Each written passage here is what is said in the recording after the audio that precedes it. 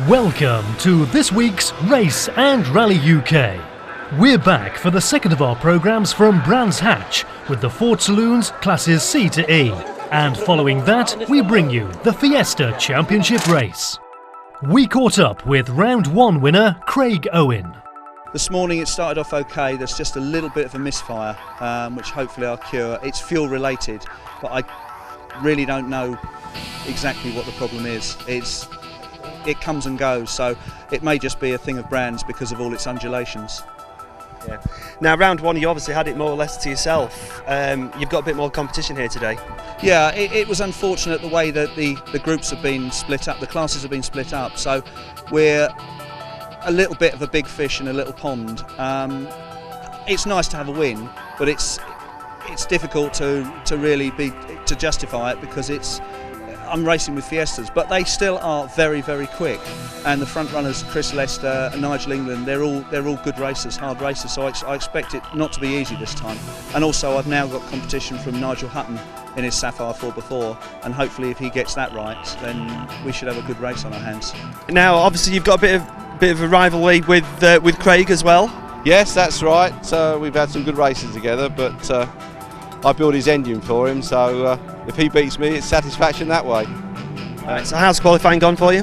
Not very good. I've got trouble with fuel pressure at the moment, so we've got to investigate something into that. But engine's fine, it's just been rebuilt, but it seems to be running apart from the fuel pressure.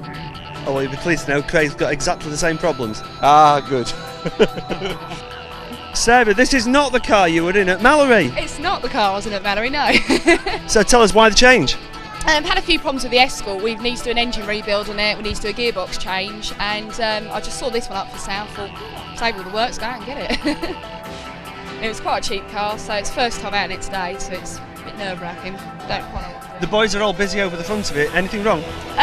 We're hoping. I've got quite a problem with fuel surge at the moment, and it's leaking a little bit of oil at the moment, so we're just checking out and hoping nothing's going to go wrong for the race at the moment.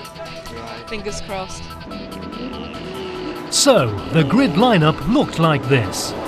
Craig Owen had put his Sierra on pole, with the Fiesta of Chris Lester alongside. On row 2 it was two more Fiestas, belonging to Oliver Allen and Nigel England. Row 3, Nigel Hutton and Roger Norman. Then Demetrius Neophytou and Steve Horner. Despite those fuel problems, Sarah Dennis was not quite at the back of the grid, that honour going to Alan Willett. It was still hot and sunny as the red light went out for round 2 of the Mill Street Motors Saloon Car Championship.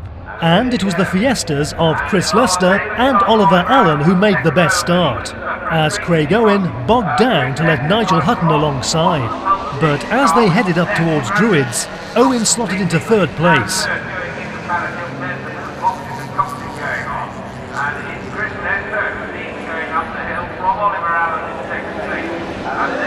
Down towards Graham Hill Bend, and the two Fiestas were neck and neck, whilst Owen was struggling to get the power down in his powerful Sierra Cosworth.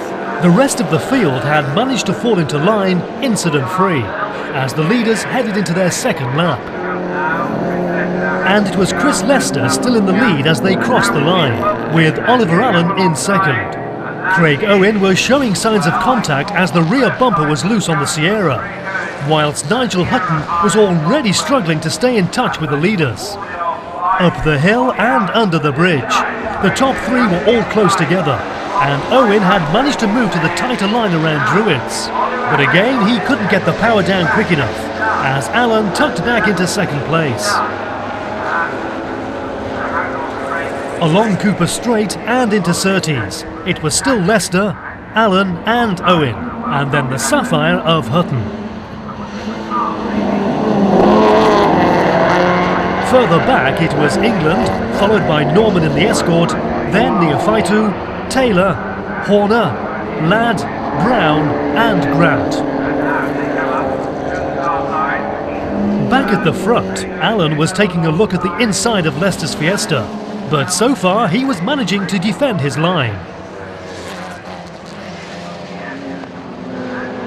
Around Druids, and Allen was right up onto the bumper of the yellow Fiesta, and as they headed around Graham Hill Bend, it was still neck and neck between the two.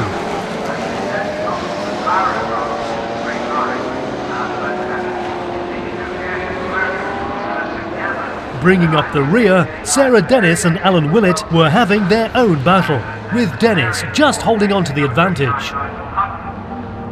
Coming to the end of lap 3, and Alan was still looking for a way past the Fiesta of Chris Lester, whilst Craig Owen had also closed in again.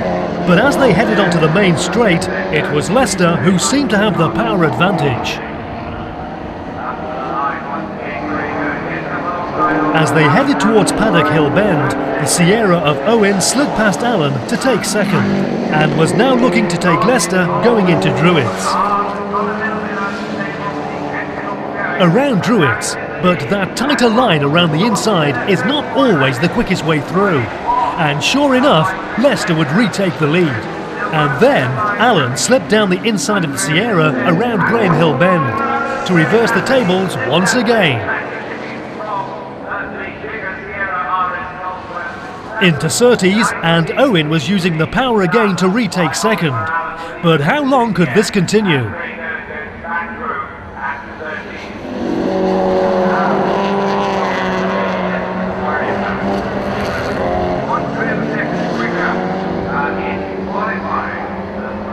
Into lap 5, and it was still Leicester from Owen, or was it? As Owen took another look going into Paddock Hill Bend, but he couldn't make it stick this time as they headed into Druids once more.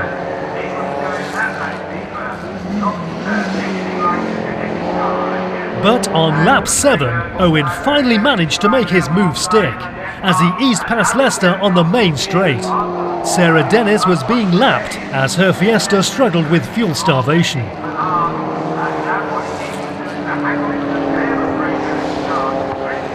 Around Druids once more, and Leicester was still right with Owen, and Allen was just close enough behind should either falter. Almost half a lap down, and it was Trevor Ladd, Michael Brown and Andy Grant having a great scrap for 12th place, as the leaders now closed in on Alan Willett, who was about to be the second car to be lapped.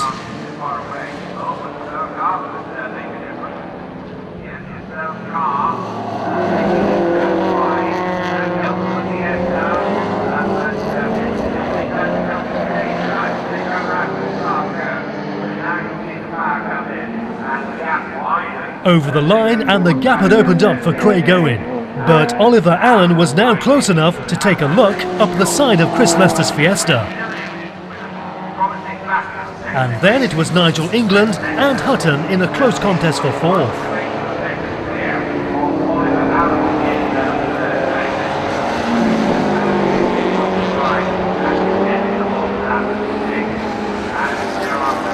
Down into Graham Hill Bend, and England had managed to take back 4th. Into Surtees, Oliver Allen was looking to make his move, and a stunning manoeuvre put the two Fiestas into a drag race down Brabham Straight.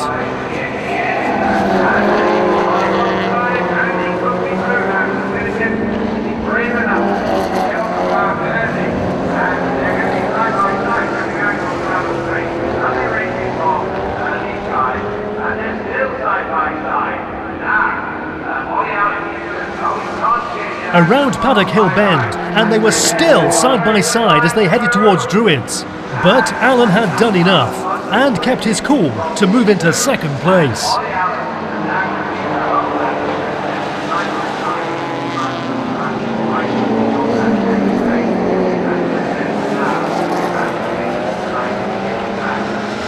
By the midway point in the race, the field was now spread out around the short Indy circuit, and as Ladd, Brown and Grant headed to another lap, the leaders were about to reel them in too. Leicester had dropped back, but Allen was not giving up without a fight, and made another move going into Clark Curve. But heading towards the line, the Sierra looked to have the better speed for the long straight. Rob Wells was now at the head of the Ladd, Brown and Grant battle, as Owen once again headed another lap from Allen.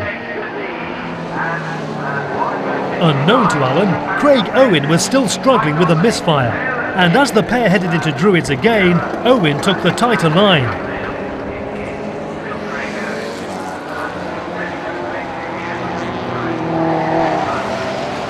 And that slide was enough to give the Fiesta the edge it needed. And Alan moved into the lead for the second time in this race.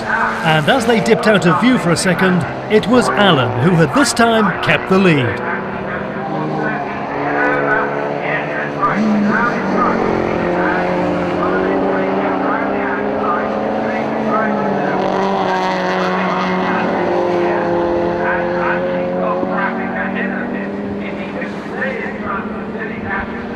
Back over the start line, and once again the power of the Sierra pushed Owen back into the lead. But now there were a lot more back markers to contend with.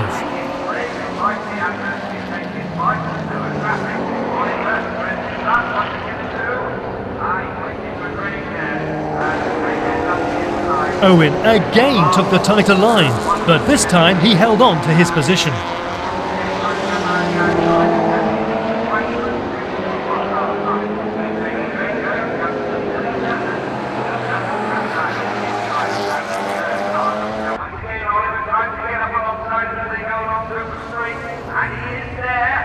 Around Surtees, and the back marker held Alan up. But then, Craig Owen slid wide.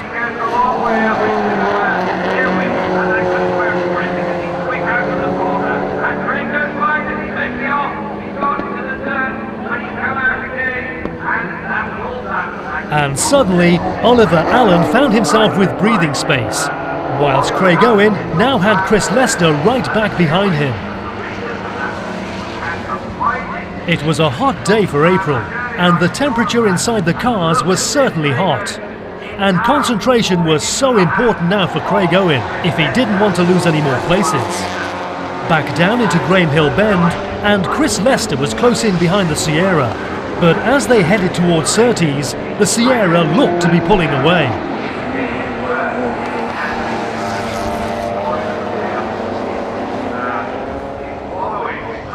Sure enough, as Alan came through, the gap to second and then third was almost identical.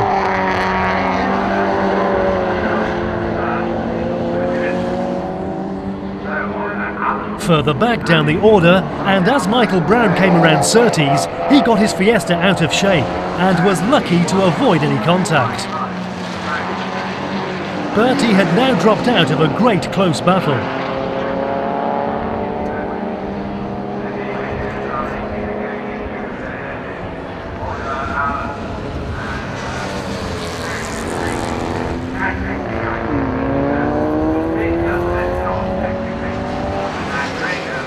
Lap by lap, Alan and Owen were still going flat out. And on lap 18, they had pulled away from Leicester to leave a 4.5 second gap. This had then extended to a full 8 seconds as they entered their final lap. Craig Owen had still not given up, but the gap to the Fiesta was looking to be just too big for even the mighty Sierra to make up in one final lap.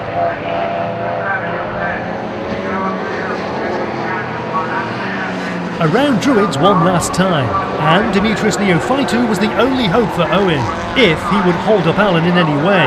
But along Cooper Straight, Alan slipped by with ease. And barring a disaster, it was just one last charge to the finish line.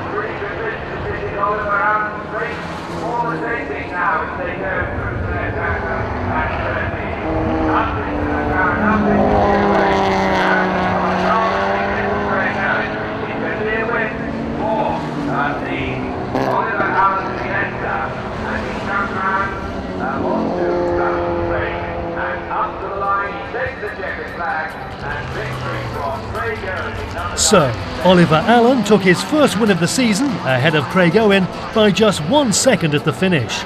In third, Chris Lester had struggled in the later laps, but just managed to hold on, whilst Nigel England brought his tidy Fiesta into fourth ahead of Roger Norman and then Nigel Hutton. The Saloon Series moves to Donington Park next, and with a month's gap, we should see all the cars back out once more.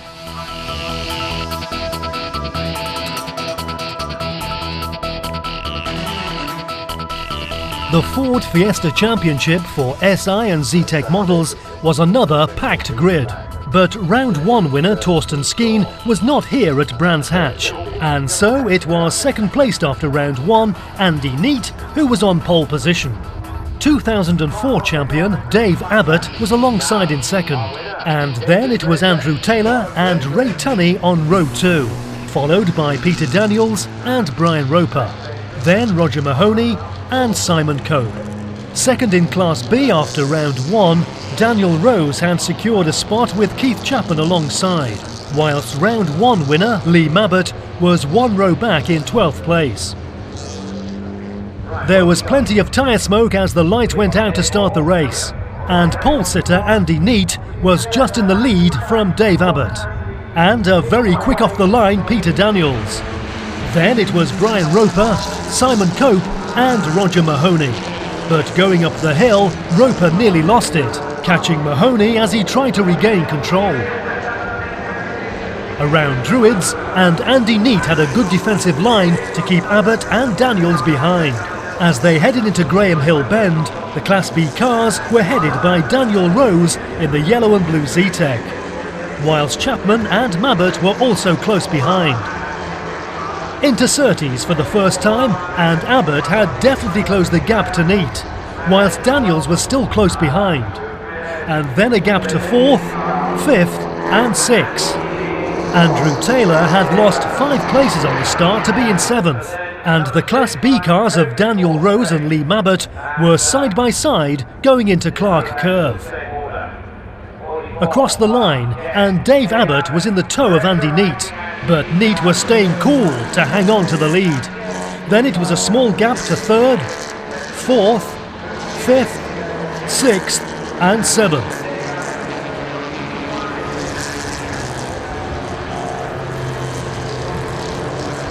Into Druids, and Abbott was looking first one way and then the other, but couldn't find a way through yet. This was setting up to be a great battle.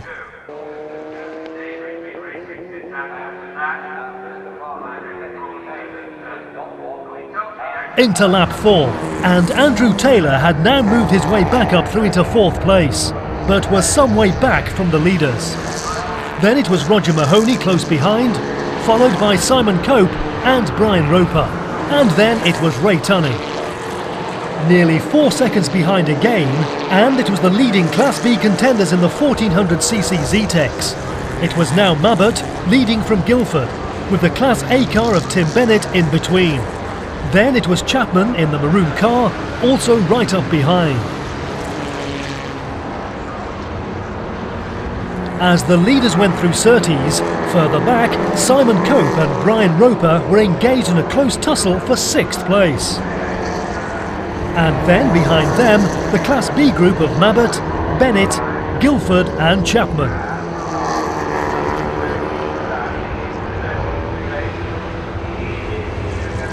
Daniel Rose in car 22 had also been in a spin, as he dropped from 9th at the start to a lowly 17th place. Meanwhile, Neat had pulled out a small gap to the chasing Abbott, who in turn had extended his lead to the patriotic car of Peter Daniels. In 4th, it was still Simon Cope ahead of Brian Roper and Ray Tunney. Then a big gap to Tim Bennett, who had now moved past the Class B leader of Mabbutt. But going along Cooper Straight, Mabbutt decided to put that right by swiftly moving past again.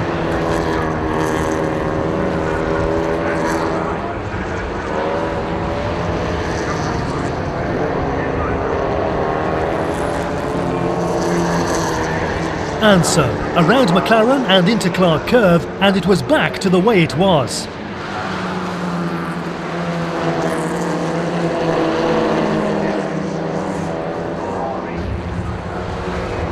Another lap down, and this time Bennett had got past for good, which left a 3-way battle for Class B between Mabbutt, Guildford and Chapman.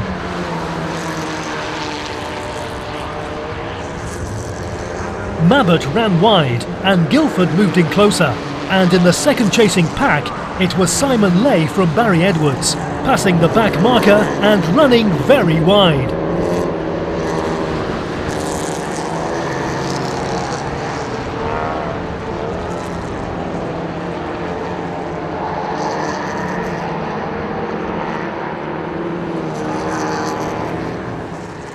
into lap 12, and Dave Abbott had now closed right in again onto the boot of Andy Neat, and it now looked like they would join together. Abbott took a look going into Graham Hill Bend, and as they headed towards Surtees, there was another back marker in the way. But somehow they both squeezed through to head into yet another lap as close as ever.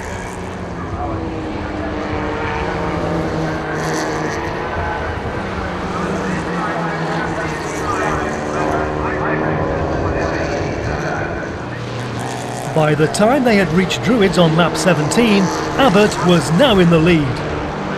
As the leaders dropped back down the hill, suddenly a car came flying across the track. It was the Class A Fiesta of Phil Simpson, who had been running towards the back of the field, and now he was a full lap down. Through Surtees and into McLaren, the two leaders were still pushing each other as hard as ever. Neat taking another look to try and retake the lead. And as they crossed the line for the final lap, Neat had just retaken the advantage by 0.2 of a second.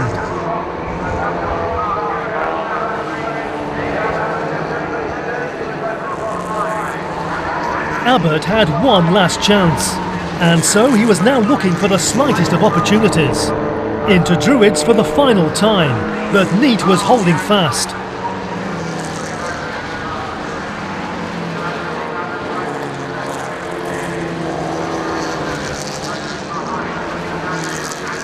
Around Graham Hill Bend, into Surtees, and it looked like Neat had just done enough. But as they headed towards the line, Abbott was moving alongside.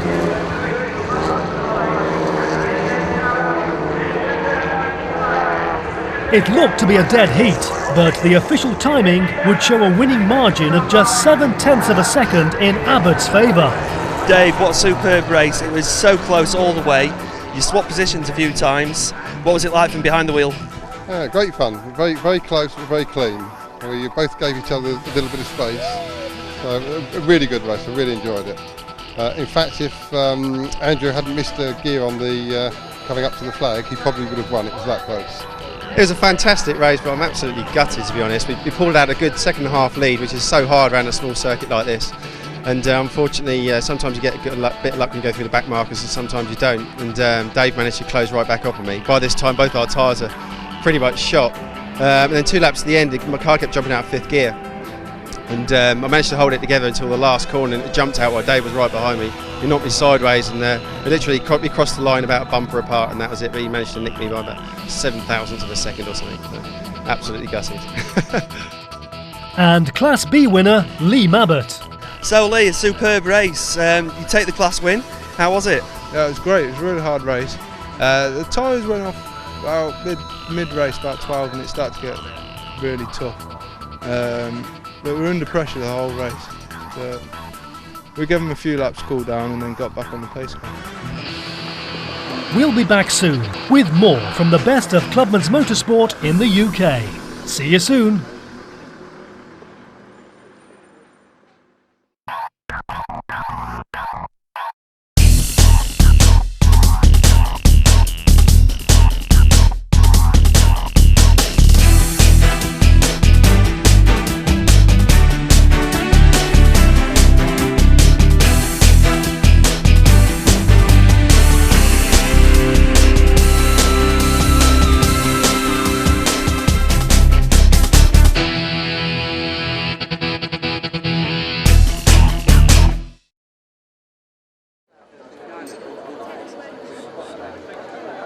We're at Brands Hatch for the first of 2 programmes featuring the Ford Saloon Championships. First of all, we asked the series coordinator, Kevin Shortis, to tell us about the different classes within the championship. Well, in the Ford Saloon Car Championship there are basically 5 classes, A, B and C being modified and roughly defined by engine size, and D and E would be Group N showroom standard type scenario, which ranges from Sierra Cosworth, Sapphire Cosworth down to the Fiestas that we see racing around. Good turnout of cars today, very pleased with the turnout of cars again today, bodes well for the rest of the season. We had a walk around the paddock after the qualifying session and had a chat with some of the drivers. So Terence, round 2 of the championship here at Brands Hatch, you've just been out for qualifying, how's it gone? A bit disappointed at the moment. We had problems with my gear change at Mallory Park and just had the same problem again, so got to get that sorted. Hopefully it'll be a bit better in the race. Yeah, now we don't see many Fiestas out in the big boys class, as we call it. What's special about this car? It's the new shape Fiesta, and it's got the ST170 Focus engine in. So we was hoping it was going to be really quick, but it's a bit down on power at the moment. What sort of power output are we looking at then? It should be about 170, 175 at the moment, but we're hoping for about 190, 195 when we get it all finished. Excellent. So it's nice to see a Fiesta dabbling it with the Cosworths and such like. Does it feel a bit intimidating for you? It does when the power by it's on the straight. It's like you're standing still, but it's good fun on the corners when you go back by them. So. Malcolm, great race for Mallory. Yes, it was a good start to the season. A little bit fortunate, I guess, in that Steve had a problem. He had a fire, but I think that was going to be a good tussle between the two of us. I think I would have got the better of him because his car wasn't fully sorted anyway, but yes, it was a good start to the season, that's for sure. So obviously another full grid today. How's it going to affect you? It's going to be very competitive today, that is for sure. I'm going to be struggling a little bit round here. It's never one of my favourite circuits. Well, it's a good circuit, but I don't go as quick as some other people do. It's going to be a really tough battle. I can see 3 or 4 of us going to be bumper to bumper for most of the race. Hopefully Steve won't be pulling away too much and might just sort of sneak in somewhere there. And the weather today, I mean, it's going to be good for tyres, surely?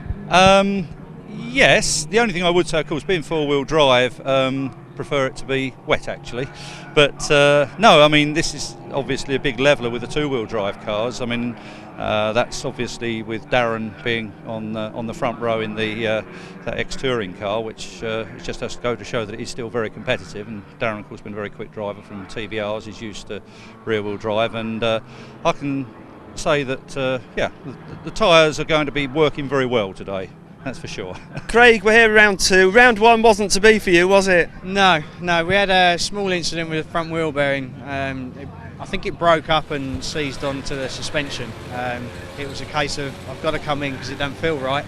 It's a good job I did, because I think we could have possibly lost a wheel at the end of it and I wouldn't have had a car at all then, so better to be safe than sorry, I think. Yeah, do you not feel though that had it happened a lap earlier, just as the red flag came out, you might not have had the problem? I don't know. It's hard to say, isn't it? You don't know why things break. If you did, you wouldn't put them in there in the first place. But I think it comes down to a bit of experience now. We've done a few modifications to the car, changed a lot, strengthened a lot, and we'll suck it and see how it goes now. We've got the new stuff on, so who knows? Round 1 wasn't to be for you, was it? No, it just all went wrong. Everything went wrong. The engine was wrong and everything, and we tried to compete because that's what we go for. But unfortunately, we messed the engine up big time. So we built another engine in 3 days, got it out, run it, and this is the first bit it's really done. We've got a few little problems, but I think we'll get there. So I think we're 4th on grid, so not too bad. But we want to go better. Because qualifying at Mallory, you said it was an oil leak problem. To us, it looked like that's what the problem was in the race. Is that right? Yeah, it was. The oil pressure was far too high, and it just chucked the oil out. And then with the pressure, or something happened, and the water pipe came off, and then it sort of cooked the engine and destroyed it. And you spun on your own oil, didn't you? Yeah, which is quite embarrassing. But never mind. Just look forward. Keep going forward, and hopefully, it will come together. So, the classes A and B cars lined up on the grid for a planned 20-minute race of the Mill Street Motors Ford Saloon Car Championship. With his Escort Cosworth all sorted, following the fire at Mallory, it was Steve Scott on pole, with the ex-touring car Sierra of Darren Dowling alongside. On the second row, it was the Escorts of Malcolm Wise and Bob Ross. Row 3, Brian O'Connor and Irvin Anderson. And on row 4, the older shape Escorts of Craig Rayner and Pantelis Christoforou. Then it was Tim Watson, Paul Neville, Brian Long, Lee Edwards, Ashley Bird, Piers Grange, Roger Wilkins, Terence Clark, Martin Johnstone, Steve King and Simon Gent. So, as they all waited for the lights, we go on board with Malcolm Wise. And it looked to be a good start until that gear change to second, as poleman Scott seemed to race ahead, and second place Darren Dowling was already in trouble and had fallen back into 7th place. Bob Ross had taken the advantage from Wise and had slid easily into second, and as the cars headed around Druids, Steve Scott had already pulled out a small lead. Wise had now sorted out his gears and was pushing hard to catch Ross. And then in a chasing pack, it was the escorts of O'Connor and Anderson, and then Rayner and Dowling. Along Cooper Straight and into Surtees, it was Scott from Ross and Wise, and then O'Connor and Dowling, who had moved up past Anderson and Rayner.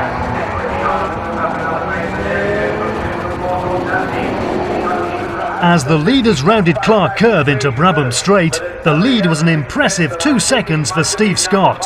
Then it was Ross and Wise.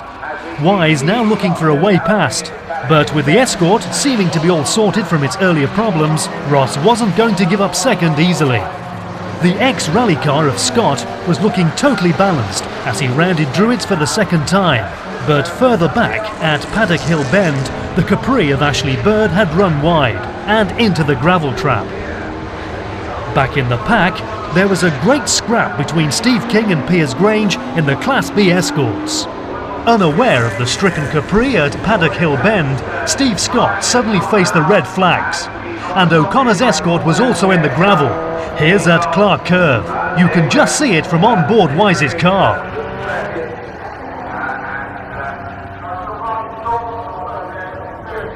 So, as the cars all headed back to line up on the grid once more, the recovery crews moved into action. Our fixed camera at the top of the hill shows us just what happened to the Capri. And just as the Capri came to a halt, the Sierra of Martin Johnstone also managed an exact replay.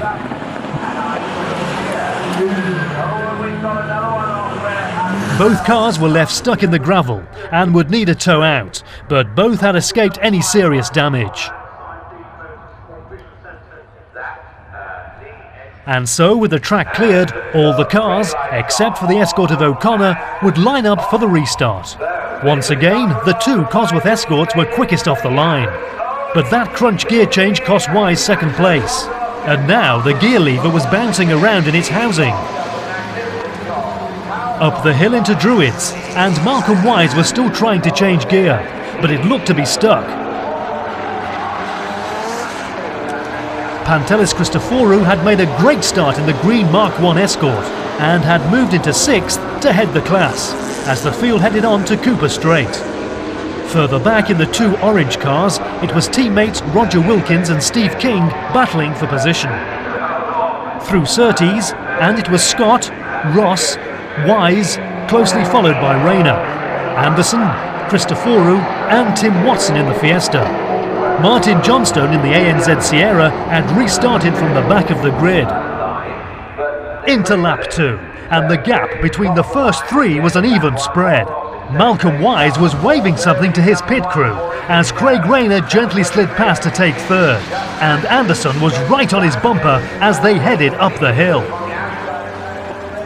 Around Druids, and Wise was now falling back.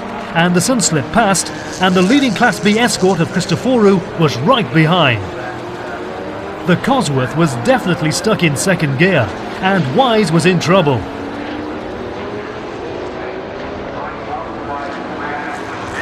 Bob Ross was now starting to close in on the leader as they headed into their 3rd lap, but those telltale signs of smoke from the front wheel didn't look promising.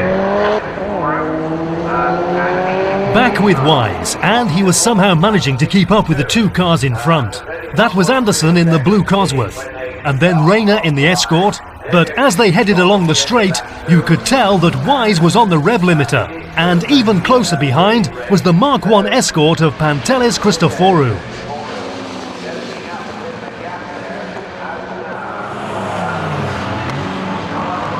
Steve King was also working his way through the chasing pack. Terence Clark close behind in the Fiesta. And going into Druids, the Fiesta driver could see a good opportunity. But King kept his cool to maintain his 10th place.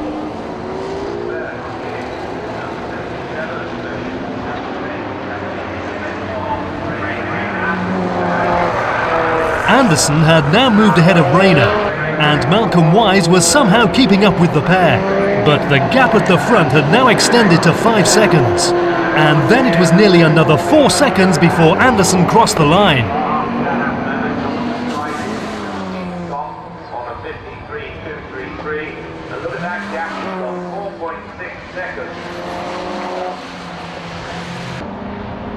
Lap by lap, Steve Scott was looking invincible as he continued to extend the gap to the escort of Bob Ross.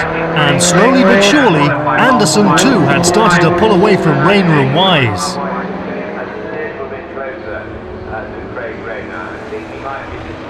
As Scott crossed the line, the gap was visibly nearly the full length of the Brabham Straight. And then it was almost the same size gap again, back to third.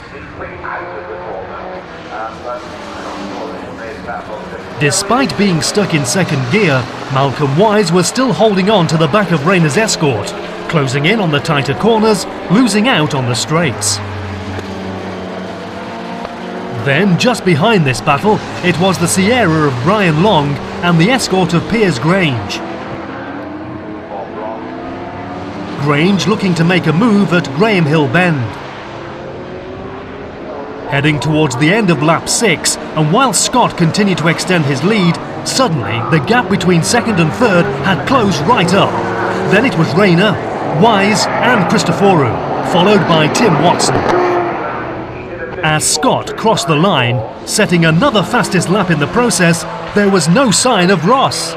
And then, as we looked back on board with Wise, you could see the yellow and blue Cosworth was slowing down.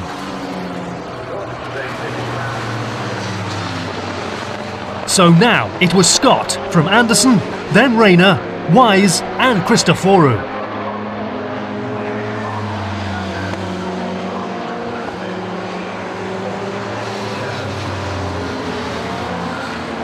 For Ross, it looked to be all over, as Watson slipped past him too. Now up into 5th place, Christoforou not only had a commanding lead in the Class B battle, but he was close enough to push for a podium position, and it seemed that this is what he had in mind, as he closed in on Wise once more.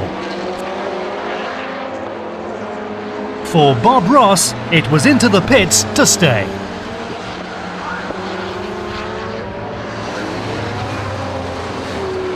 With Christoforou right behind, Malcolm Wise was now having to drive defensively.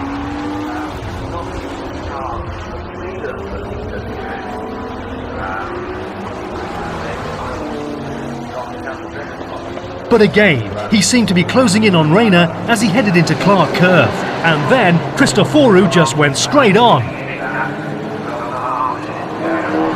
And that was the end of a very promising race. But he had notched up the class fastest lap to take a valuable extra point.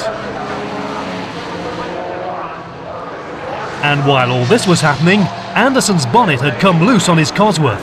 He would have to stop soon to remove it before it fell off completely.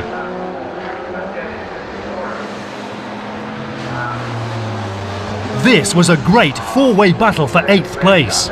Roger Wilkins, Lee Edwards, Ashley Bird and Steve King.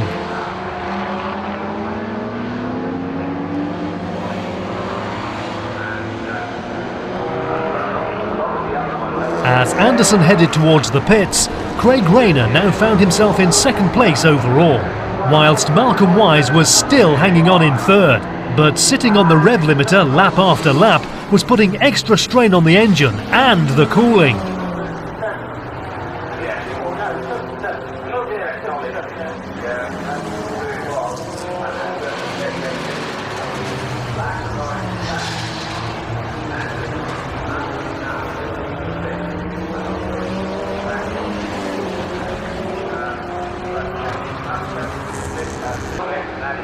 Wilkins, Edwards, Bird and King were still at it, and as Wilkins ran wide, the Capri slipped past.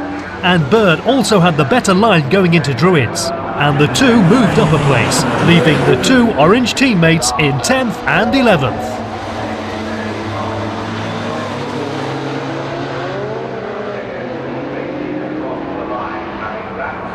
Craig Rayner just kept on pushing to try and make inroads into Scott's lead, and slowly the gap was coming down, and then Scott made a mistake.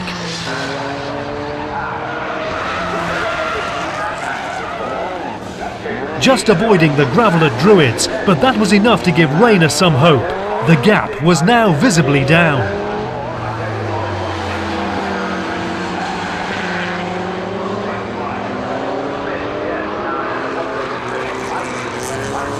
Once again, Wise closed in at Clark Curve, but on the straight, Rayner was now passing back markers and putting a small gap to the escort Cosworth.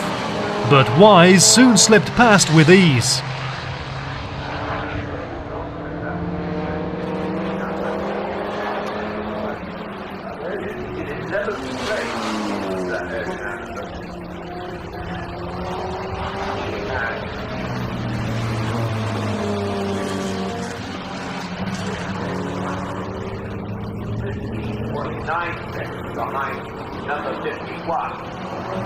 Wilkins had retaken ninth in his Sapphire, but was still having a great battle with Bird, who then retook the place going through Druids.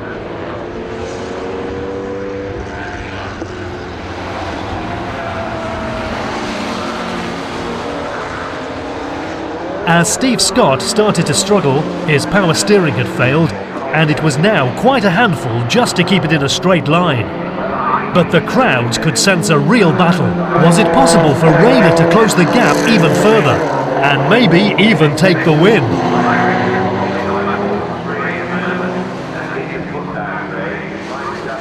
"18 laps completed, and the gap was down to 3.5 seconds. Rayner was definitely on a charge.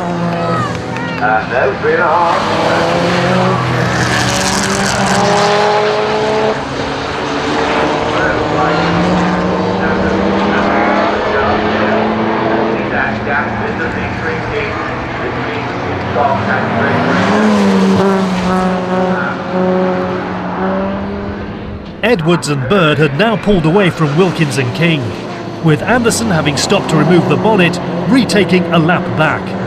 Then it was Wilkins and King, and then the battle for the podium. With 2.5 minutes remaining, if he knows that, has he got anyone on the pit wall? 2.5 minutes remaining. Of course, we've got the minutes to go for the John Action. Scott, Rayner, and Wise. The gap was down again, and the crowd knew it. 2.5 seconds. 2.5 seconds it is, and 2.5.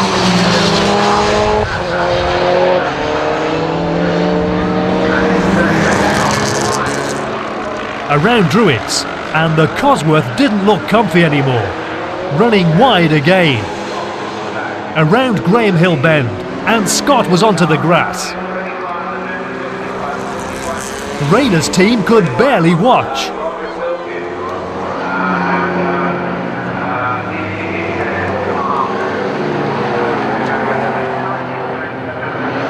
Around Surtees and McLaren, onto the main straight.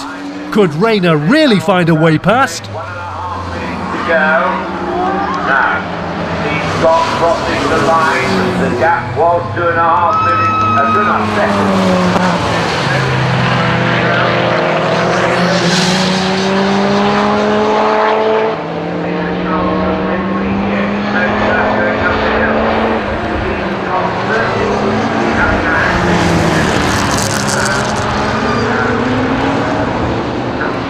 Around Graham Hill Bend once more, and the gap was getting closer and closer.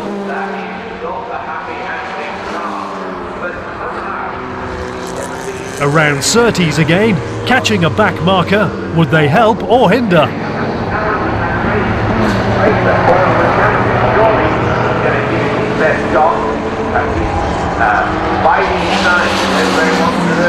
But this time if they come round, they're going to be the last lap more. So Craig, The last lap board was shown as Scott moved in close to King's escort.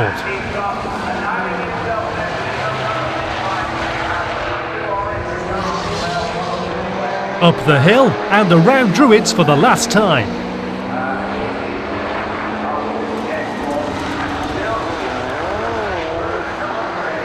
King nearly gets in the way, but Scott manages to put the orange car between himself and Rayner.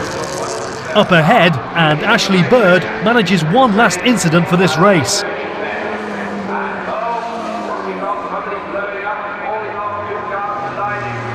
But the leaders are safely passed, and it's one last dash for the checkered flag.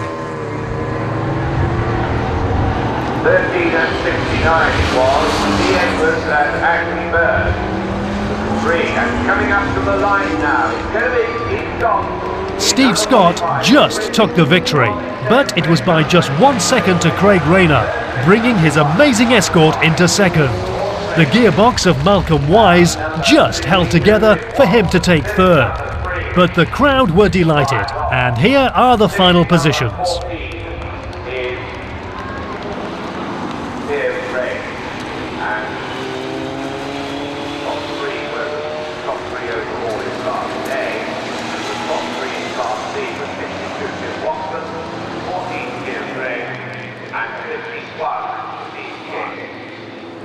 Craig, what a superb race today. It was a battle all the way. It was. It was a very close one, I think. Hard work too, but that was good. And towards the end of the race, you were pushing Steve very hard. Did you think the win was possible? Oh, it's always possible, isn't it? I did notice, obviously, a lot of them were dropping out. It was very hot. It's very hard on the cars. It always is. But then when Steve started slowing down, I really thought there was a possibility. Well, you know, one more lap might have been enough. You're never going to know, but it was definitely close. And for Bob Ross, what were his problems today? On the boost down the straight, we've just got no real grunt. You know, the car wasn't going forward enough, so I had to select different gears for the corners and really just rev it really, and it just got hot. So at the end we pitted it. But yeah, I was catching Steve a little bit, but I could see him making a few mistakes in the corners. I think once he gets that sorted, it'd be away. But I could see where his errors were, and I was hoping that if I could get behind him and pressurise him. But unfortunately, we got a bit too hot, so we just pitted and retired. You seemed to make a really good start. The start itself was pretty impressive. Yeah, we got that off to a fine art. We spent 2 days at Santa Pod and really know how to start off the line. And yeah, I think on the first start we went round the outside of Darren and then cut back in and went under Malcolm, I think, which gave us second. And then the restart, which was a bit upsetting really, but it didn't really matter. Same scenario really on the second restart. So yeah, it was good.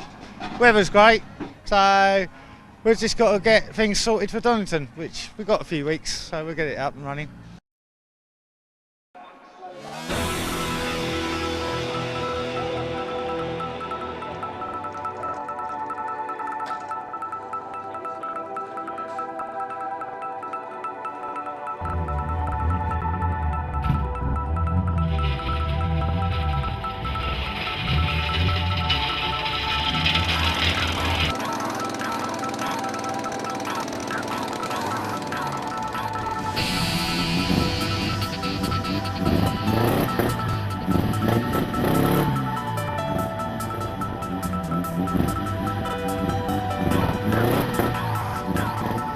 Yeah, the season's going quite well actually, apart from today. We've had 2 pole positions, 2 second places. We should have had a win at Brandon, but unfortunately we had a gearbox failure.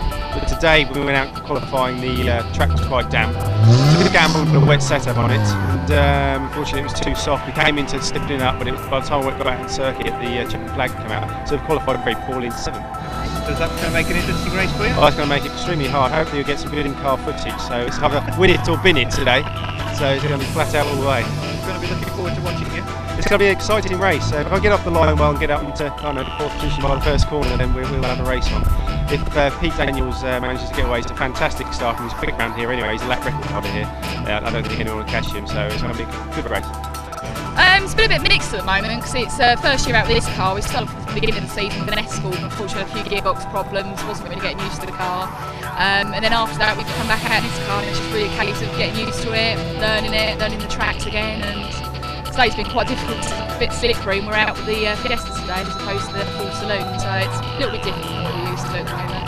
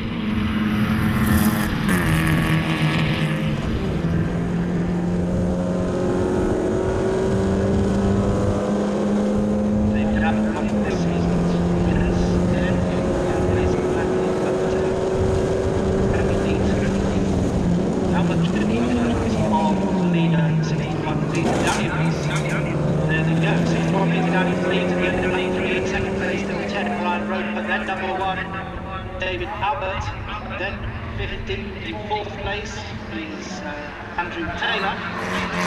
Then Anthony Leet. Anthony Leet was on.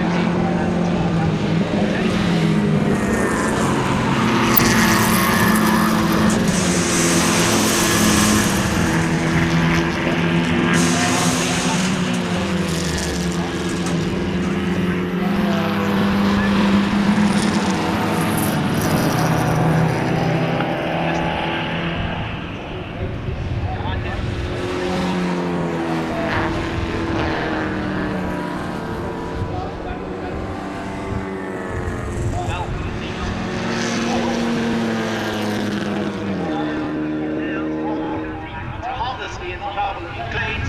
He's over the line, okay, 6-1, he's down in 10, Ryan Roper. Ryan Roper not as close this time, went in a position to challenge Red Bull. 700 metres, the oldest still, Peter Daniels.